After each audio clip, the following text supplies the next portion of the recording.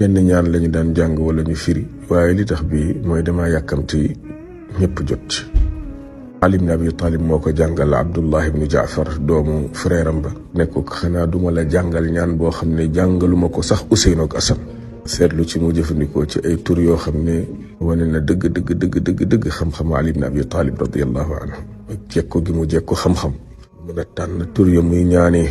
waaye diggante bii ma ko déggee léegi it gis ci njëriñ goo xam ne yàlla rek a xam nu mu toll ndax maa ngi koy joxe. Abdullah ibn Jaafar nee na Ali ibn Abi Talib daf maa ne ndax duma la jàngal ñaan boo xam ne jàngaluma ko sax Useynu ak Asan ñi samay doom.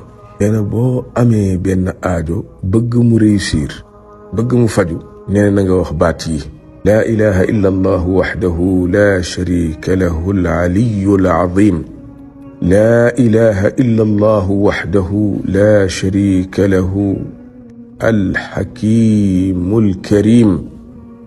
nee na nga teg ci wax sa soxla.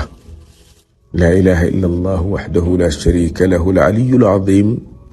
kennal yàlla moom dong amul dendandoo ne kenn warta jaamu ku dul moom, muy wasiila bi gën a rëy muy tawxiid.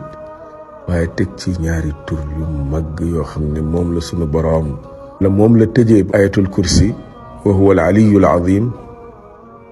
mboole ñaari tur yooyu foofu mooy kii kawe te màgg. moom yàlla ci wàllu kawe daa sut lépp féete kaw lépp, ci wàllu màgg yaatu mu ëpp lépp. teg ci laa ilaha illa allah waxdahu la sharika lahu alxakimu alkarim. kenn laat yàlla ci baatu tawxiid moom dong amul dendandoo. alxakimu mooy ki xarañ xam li muy def te def ko def na mu waree. loolu nag léeg-léeg mu neex ci ñun, léeg-léeg mu mel ni lu naqari ci ñun, waaye mu teg ci alkarim.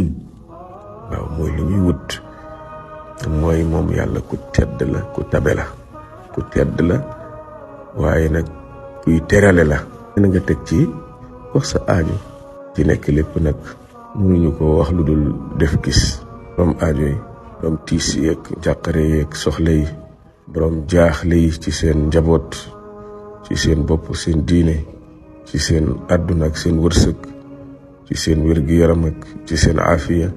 mangook yàlla nañ ko suñ boroom déggal te nangul ñu ko. assalaamu aleykum wa rahmatullahi wa barakaatuhu.